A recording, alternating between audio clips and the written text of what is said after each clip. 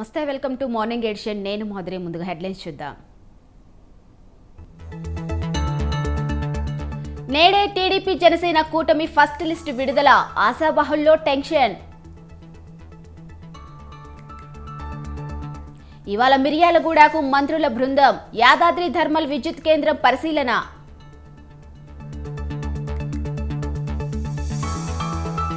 Delhi liquor కేసులో CBI దూకుడు. కవితను నిందితురాలుగా చేర్చిన అధికారులు.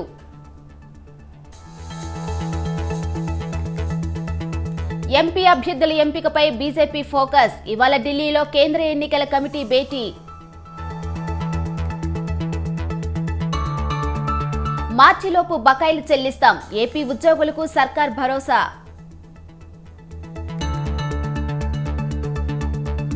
నేటితో మేడారం జాతర పరిసమాప్తం. సాయంత్రం వనదేవతల వన ప్రవేశం.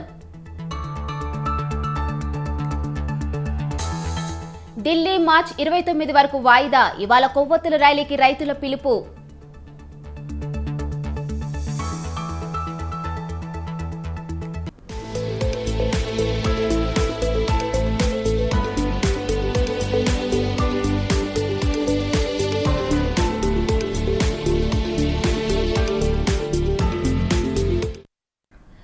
బ్రేకింగ్ న్యూస్ చూస్తున్నాం. రాబోయే ఎన్నికల్లో గెలిపే లక్ష్యంగా తెలుగుదేశం జనసేన పావులు కదుపుతున్నాయి.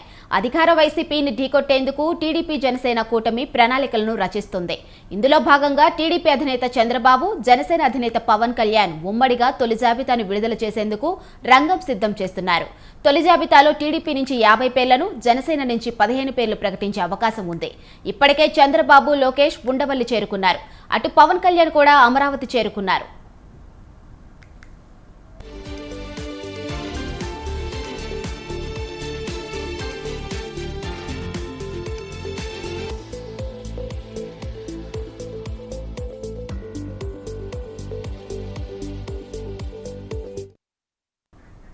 ఇక లిస్టు ప్రకటనకు ముందు చంద్రబాబు పార్టీ ముఖ్య నేతలతో భేటీ కానున్నారు. బీజేపీతో పొత్తుపై క్లారిటీ వచ్చాకే పార్లమెంటు సీట్ల కేటాయింపులు జరగనున్నాయి. అభ్యర్థుల ప్రకటన వార్తలతో ఆశాబహుల్లో టెన్షన్ నెలకొంది.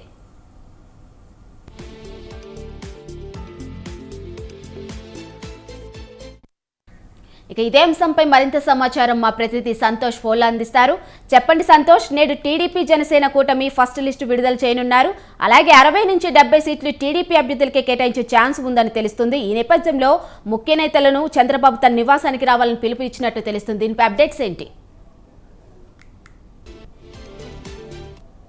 ఎన్నికలు దగ్గర పడుతున్న నేపథ్యంలో ఇటు టీడీపీ జనసేన కూటమి అయితే కనుక బరిలోకి దిగుతున్న పరిస్థితులు ఏర్పడతా ఉన్నాయి. ఏదైతే వారి యొక్క జాబితాని విడుదల చేసేందుకు కూడా రంగం సిద్ధం చేస్తున్నట్టు కూడా తెలుస్తా ఉంది. ఈ రోజు 11-12 గంటల సమయంలో అయితే కనుక తొలి జాబితా అనేది కూడా విడుదల చేస్తున్నట్టు కూడా కొంత సమాచారం అందుతా ఉంది. అయితే మొదటి విడతలో భాగంగా దాదాపు 60 మంది అభ్యర్థులను ప్రకటించే అవకాశాలు కూడా కనబడుతున్నట్టు కూడా తెలుస్తా ఉంది. ఇప్పటికే అభ్యర్థులను ఏదైతే ప్రకటిస్తారో వారికి సమాచారం అందినట్లుగా అయితే గనక కొంత మేరకి మనకి సమాచారం అందుతా ఉంది. అయితే ఈ నేపథ్యంలోనే వారు పార్టీ ఆఫీస్ కి రావాలి అంటూ కూడా పిలుపునివ్వడం కూడా జరిగింది. ఈ రోజు టీడీపీ అధినేత చంద్రబాబు నాయుడుతో పాటు జనసేన అధినేత పవన్ కళ్యాణ్ సైతం కూడా ఇటు ఈ అభ్యర్థుల జాబితా అనేది కూడా ప్రకటించబోతున్నట్టు కూడా సమాచారం అందుతా ఉంది. అయితే అందుబాటులో ఉండాలి అంటూ కూడా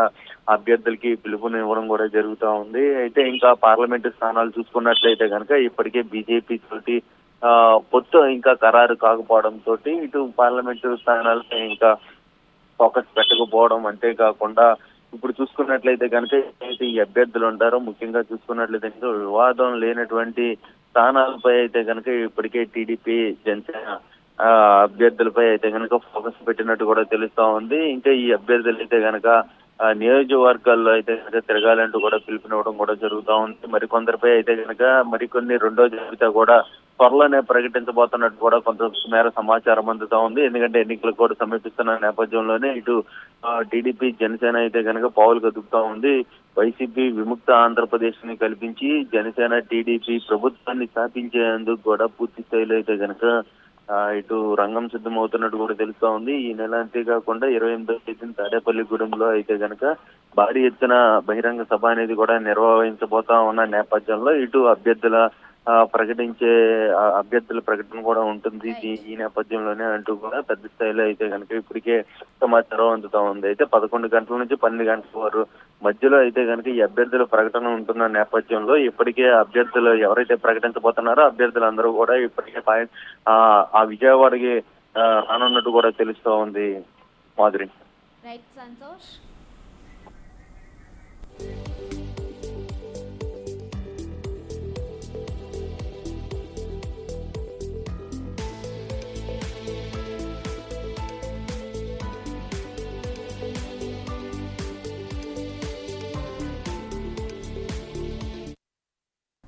లోక్సభ ఎన్నికలపై బీజేపీ స్పెషల్ ఫోకస్ పెట్టింది. మార్చి 2వ వారంలో ఎన్నికల షెడ్యూల్ విడుదలకు సన్నాహాలు జరుగుతూ ఉండటంతో గెలిపే లక్ష్యంగా వ్యూహాలు పన్నుతున్నారు కమలనాథులు. ఇందులో భాగంగానే ఇవాళ ఢిల్లీలో బీజేపీ కేంద్ర ఎన్నికల కమిటీ కీలక సమావేశం జరగనుంది. ఈ భేటీలో సుమారు 100కు పైగా లోక్సభ అభ్యర్థుల ఎంపికపై కసరత్తు జరుగుతుంది. ఎన్నికల షెడ్యూల్ వచ్చేలోపు సగానికి పైగా అభ్యర్థులను ఖరారు చేసే పనిలో బీజేపీ హైకమాండ్ ఉన్నట్లు తెలుస్తోంది.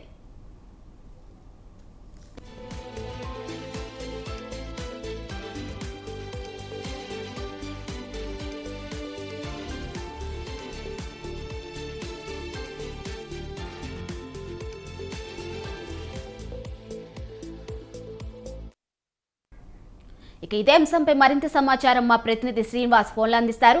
చెప్పండి శ్రీనివాస్, లోక్సభ ఎన్నికలపై బీజేపీ స్పెషల్ ఫోకస్ పెట్టినట్టు తెలుస్తుంది. నేడు ఢిల్లీలో బీజేపీ కేంద్ర ఎన్నికల కమిటీ కీలక భేటీ కానుంది. దీనిపై అప్డేట్స్ ఏంటి? మాధురి, భారతీయ జనతా పార్టీ ఆధ్వర్యంలో మరోసారి దేశంలో బీజేపీ అధికారంలోకి వచ్చి మోడీ ప్రధాని కావాలని లక్ష్యంగా బీజేపీ ఒక అడుగు ముందుకు వేసింది. అన్ని పార్టీలతో పోల్చుకుంటే ప్రధానంగా మిగతా రాజకీయ పార్టీల అన్నిటికంటే అభ్యర్థులను ముందే ప్రకటించాలన్నటువంటి ఉద్దేశంతో ఈ రోజు ఢిల్లీలో భారతీయ జనతా పార్టీ అంటే ఎన్నికల సంఘం భేటీ కానుంది.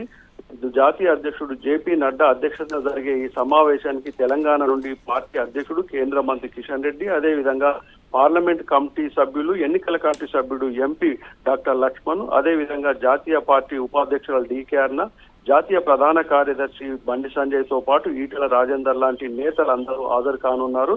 ఈ సమావేశంలో ముఖ్యంగా తెలంగాణలో పార్లమెంట్ ఎన్నికల్లో పోటీ చేసే అభ్యర్థుల ఖరారుపై కసరత్తు జరిగే అవకాశం ఉంది. దీని మీద చర్చ జరిగిన తర్వాత దాదాపుగా ఇప్పటికే సిట్టింగ్ ఎంపీలకు ఖరారైనటువంటి అధికారికంగా ప్రకటించే అవకాశం ఉంది. వీటితో పాటు సింగిల్ క్యాండిడేట్, అదే విధంగా ఏకాభిప్రాయం కుదిరినటువంటి మరో 6 స్థానాల అభ్యర్థులను కూడా ప్రకటించే అవకాశం ఉంది. మొత్తంగా తెలంగాణ నుండి 10 స్థానాల్లో పోటీ చేసే అభ్యర్థుల ఖరారు చేసిన తర్వాత వాళ్ళను అధికారికంగా ప్రకటించే అవకాశం ఉంది. దేశవ్యాప్తంగా ముఖ్యంగా దక్షిణాదిలో ఈసారి భారీ స్థాయిలో పార్లమెంటు స్థానాలను కైవసం చేసుకోవడానికి బీజేపీ అంటే వ్యూహాత్మకంగా అడుగులు వేస్తుందని చెప్పవచ్చు. అదే విధంగా తెలుగు రాష్ట్రాల్లో కూడా బీజేపీ ఒంటరిగా పోటీ చేస్తుందన్నటువంటి విషయాన్ని ప్రకటించింది. అయితే ఈ ఆంధ్రప్రదేశ్ లో మాత్రం ఇప్పటి వరకు కూడా ఏ పార్టీతో పొత్తులు ఖరారు కాకుండా కూడా ఇప్పటి వరకు ఉన్నటువంటి పరిస్థితిని చూస్తే తెలంగాణలో మాత్రం బీఆర్ఎస్ బీజేపీ పొత్తు అన్నటువంటి కొన్ని వార్తలు వినిపిస్తున్నాయి. దీనిని కేంద్ర మంత్రి కిషన్ రెడ్డి కూడా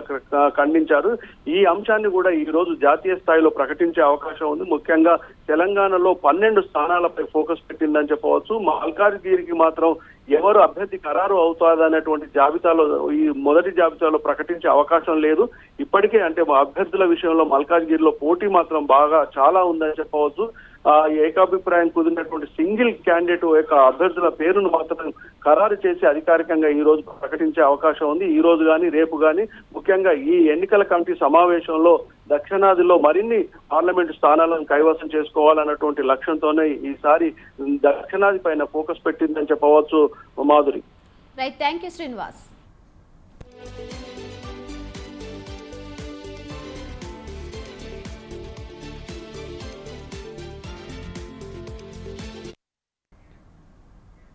మంత్రులు భట్టి విక్రమార్క, ఉత్తమ్ కుమార్ రెడ్డి, కోమిటిరెడ్డి ఇవాళ మిర్యాలగూడలో పర్యటించనున్నారు. ఉదయం బేగంపేట నుంచి హెలికాప్టర్లో బయలుదేరి దామరచర్ల మండలం వీర్లపాలెం వద్ద నిర్మిస్తున్న యాదాద్రి థర్మల్ విద్యుత్ కేంద్రాన్ని పరిశీలించనున్నారు. ఉదయం 9:45 ప్లాంట్ వద్దకు చేరుకుంటారు. పవర్ ప్లాంట్ పనులు తీరు పరిశీలించి అధికారులతో సమీక్ష సమావేశం నిర్వహించనున్నారు. అక్కడి నుంచి హుజూర్ నగర్కు వెళ్తారు. అక్కడ పలు అభివృద్ధి పనులకు శంకుస్థాపన చేయనున్నారు. హుజూర్ నగర్లో మేళ్ల చెరువుపై మై హోమ్ ఫ్యాక్టరీని పరిశీలించనున్నారు. అక్కడి నుంచి చింతలపాలెం, నక్కగూడెం చేరుకుంటారు. నక్కగూడెంలో లిఫ్ట్ ఇరిగేషన్ ప్రాజెక్టుకు మంత్రులు శంకుస్థాపన చేయనున్నారు. నక్కగూడెం శంకుస్థాపన అనంతరం దొండపాలెం గ్రామానికి వెళ్లబోతున్నారు మంత్రులు. 400 కోట్ల రూపాయలతో ఏర్పాటు చేస్తున్న ఇన్నోవేరా ఫ్యాక్టరీకి శంకుస్థాపన చేయనున్నారు. అనంతరం జువారీ సిమెంట్ ఫ్యాక్టరీలో కార్యకర్తలతో లంచ్ చేస్తారు. భోజనం తర్వాత మంత్రులు మేళ్ల చెరువు మై హోమ్ కు బయలుదేరి అక్కడి నుంచి హైదరాబాద్ చేరుకోనున్నారు. మంత్రుల పర్యటనకు అన్ని ఏర్పాట్లు పూర్తి చేశారు అధికారులు.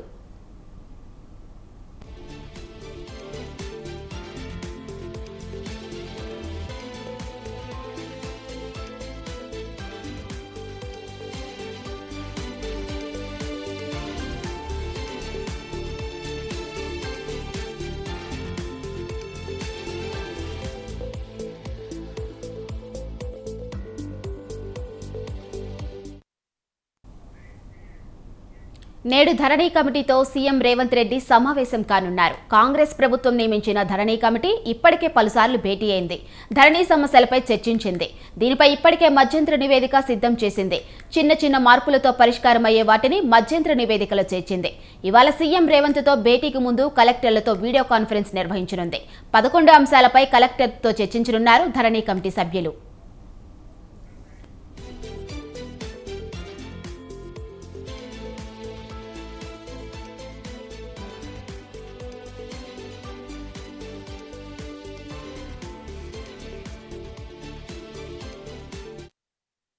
నేడు ధరణి కమిటీతో సీఎం రేవంత్ రెడ్డి సమావేశం కానున్నారు.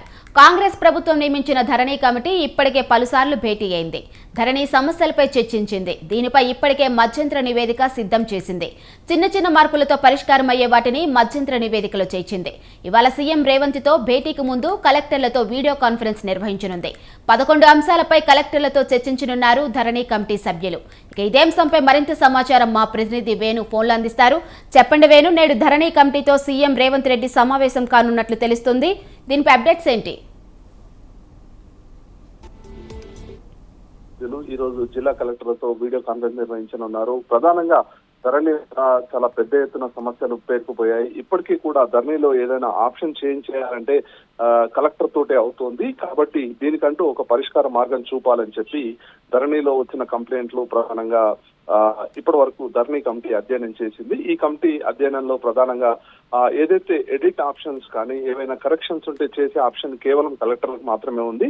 ఈ నేపథ్యంలో చాలా పెద్ద మొత్తంలో కూడా ధరణికి సంబంధించి అప్లికేషన్లు పెండింగ్ లో ఉంటున్నాయని చెప్పి ధరణి కమిటీ దృష్టికి వచ్చింది. ఇప్పటి వరకు దాదాపు 4 దఫాలుగా భేటీ అయిన ధరణి కమిటీ ఈ రోజు ముఖ్యమంత్రి రేవంత్ రెడ్డికి మధ్యంతర నివేదిక అందించనుంది. ఈ నివేదిక ఆధారంగా ఏ మార్పు చేయాలి, ధరణి వల్ల ప్రధానంగా ప్రజలు ఎదుర్కొంటున్న సమస్యలు ఏంటి అనే దానిపైన కూడా ప్రధానంగా ఈ నివేదికలు పేర్కొన్నారు ధరణి కమిటీ సభ్యులు. కాబట్టి ఈ రోజు జిల్లా కలెక్టర్లతో చర్చించే అంశం కూడా దీనిపైనే ఉంటుంది. అయితే ఒకవేళ రెవెన్యూ అధికారులకు ఏదైతే ఎంఆర్ఓల వరకు కూడా ధరణి ఎడిట్ ఆప్షన్ ఇవ్వాలా ఏంటి, ఒకవేళ ఇస్తే ఎలాంటి కండిషన్లు ఉండాలి ఏంటి అనే దానిపైన కూడా ఈరోజు జరిగే వీడియో కాన్ఫరెన్స్ లో సమగ్రంగా చర్చించబోతున్నారు. ఉదయం 11:30 గంటలకు సచివాలయం వేదికగా ఈ వీడియో కాన్ఫరెన్స్ జరగనుంది. ఈ వీడియో కాన్ఫరెన్స్ లో ఇటు ధరణి కమిటీ సభ్యులు పాల్గొనబోతున్నారు. Right Venu, thanks for the updates.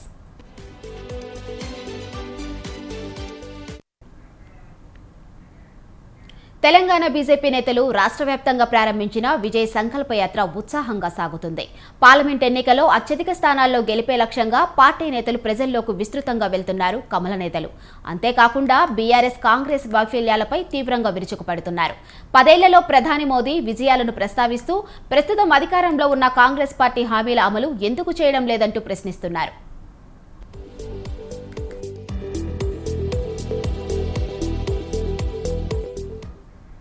ఇక 17 లోక్సభ నియోజకవర్గాలను చుట్టేసేలా విజయ్ సంకల్ప యాత్రలు కొనసాగుతున్నాయి. ఇవాళ బీజేపీ విజయ్ సంకల్ప యాత్ర సంగారెడ్డికి చేరుకోనుంది. గణేష్ గడ్డ వద్ద జిల్లాకు చెందిన పార్టీ నేతలు విజయ్ సంకల్ప యాత్రకు స్వాగతం పలకనున్నారు. కంది నుంచి పాత బస్టాండ్ వరకు భారీ బైక్ ర్యాలీ జరగనుంది. ఆ తరువాత సంగారెడ్డి అంబేద్కర్ విగ్రహం వద్ద బీజేపీ బహిరంగ సభ నిర్వహించనుంది. ఈ యాత్రలో కిషన్ రెడ్డి, ఈటెల, పలువురు కేంద్ర మంత్రులు పాల్గొనున్నారు.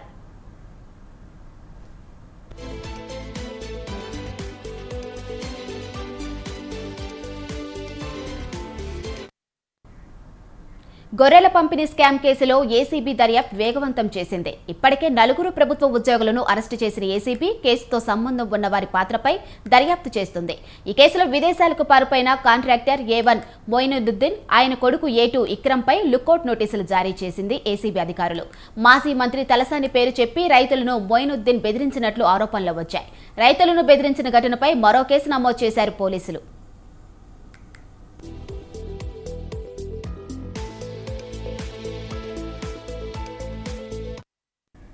ఇక గొర్రెల పంపిణీలో భారీగా అవకతవకలు జరిగాయనే ఆరోపణ నేపథ్యంలో ఏసీబీ అధికారులు గత కొద్ది రోజులుగా దర్యాప్తు చేస్తున్నారు. రికార్డులు పరిశీలన, బాధితుల నుంచి వివరాలు సేకరించి విచారణ చేపట్టారు. బినామీల పేర్లతో నిధులను దారి మళ్లించారనే ఆధారాలను సేకరించారు. ఈ కేసులో పశుసంవర్ధక శాఖ ఉన్నతాధికారులు, కాంట్రాక్టర్ల పాత్రలపైన ఏసీబీ అధికారులు ఆరా తీస్తున్నారు. ఇటీవల కాక్ కూడా ఈ పథకంలో భారీగా అవకతవకలు జరిగాయని తన నివేదికలో తెలిపింది.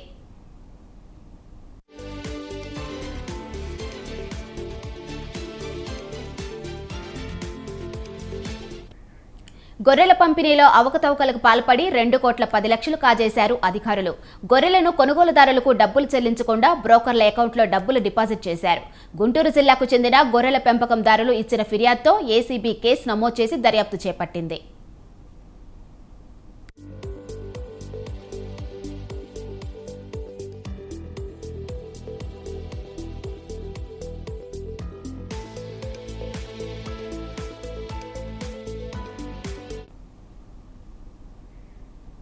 ఔటర్ రింగ్ రోడ్ ప్రమాదంలో చనిపోయిన ఎమ్మెల్యే లాసెనందిత ఘటనపై పటాన్చెరు పోలీస్ స్టేషన్లో ఫిర్యాదు చేశారు ఆమె సోదరి నివేదిత. లాసెనందిత పిఏ ఆకాష్ నిర్లక్ష్యంగా కారు నడపడం వల్లే ప్రమాదం జరిగిందని ఆమె ఫిర్యాదు చేశారు. దీనిపై కేసు నమోదు చేసుకున్న పోలీసులు దర్యాప్తు చేస్తున్నారు. మరోవైపు ఆకాష్ నిద్రమత్తు వల్లే ఈ ప్రమాదం జరిగిందని పోలీసులు ప్రాథమిక నిర్ధారణకు వచ్చారు. ఈ ఘటనలో తీవ్రంగా గాయపడిన ఆకాష్ ఓ ప్రైవేట్ ఆసుపత్రిలో చికిత్స పొందుతున్నారు.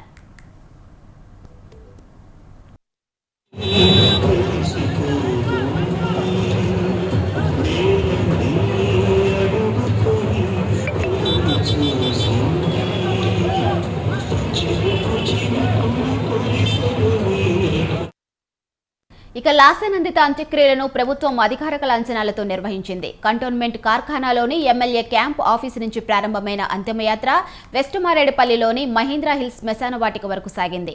అంతిమయాత్రలో బీఆర్ఎస్ ఎమ్మెల్యేలు హరీష్ రావు, పల్లా రాజేశ్వర్ రెడ్డి, తలసాని శ్రీనివాస్ యాదవ్, పాడి కౌశిక్ రెడ్డి, వేముల ప్రశాంత్ రెడ్డి, బీఆర్ఎస్ నాయకులు పాల్గొన్నారు. మాజీ మంత్రి హరీష్ రావుతో సహా బీఆర్ఎస్ ఎమ్మెల్యేలు అంతిమయాత్రలో పాడమోశారు. ప్రభుత్వ లాంఛనాల్లో భాగంగా పోలీసులు గౌరవ సెల్యూట్ చేస్తూ వీడ్కోలు పలికారు.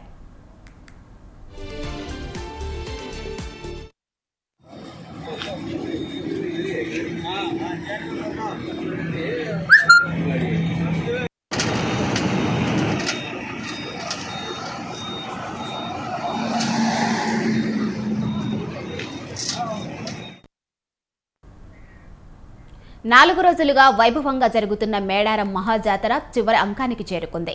ఇవాళ సమ్మక్క సారలమ్మ దేవతలు వనప్రవేశం చేయనున్నారు. ఈ ఘట్టంతో మహాజాతర పరిసమాప్తమవుతుంది. సాయంత్రం పూజారులు గద్దెల వద్దకు వచ్చి సాంప్రదాయ పూజలు నిర్వహిస్తారు.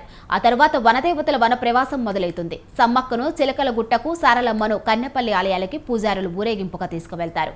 పగిడెద్దరాజును మహబూబాబాద్ జిల్లా గంగారం మండలం పూనుగొండ్లకు, గోవిందరాజును ఏటూరు నాగారం మండలం కొండాయి గ్రామానికి తీసుకువెళ్తారు. ఈ ప్రక్రియతో జాతర ముగుస్తుంది.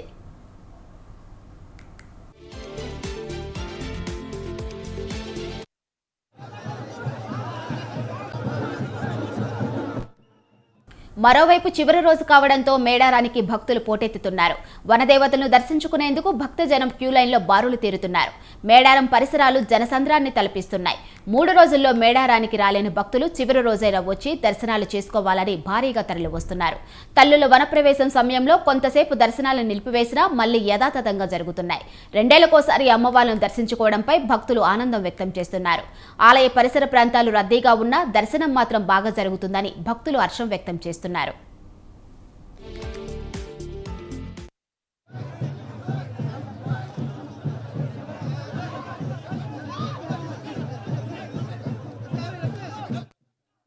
ఇక తెలంగాణ కుంభమేళాగా పేరుగాంచిన మేడారం మహాజాతరకు భక్తులు పోటెత్తుతంటూ భారీగా ట్రాఫిక్ జామ్ ఏర్పడుతుంది. తాడ్వాయి పస్రాగుండ్లవాగు వద్ద రాకపోకలు నిలిచిపోతున్నాయి. కిలోమీటర్ల మేర వాహనాలు ఆగిపోతున్నాయి. ఎంతకీ వాహనాలు ముందుకు కదలక భక్తులు తీవ్ర ఇబ్బందులు పడుతున్నారు.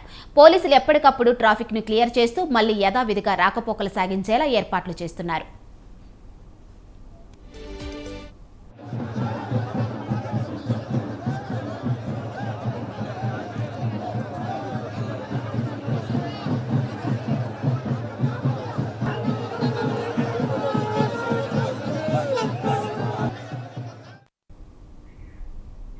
ఇవి మార్నింగ్ ఎడిషన్ అప్డేట్స్. చూస్తూనే ఉండండి స్వతంత్ర.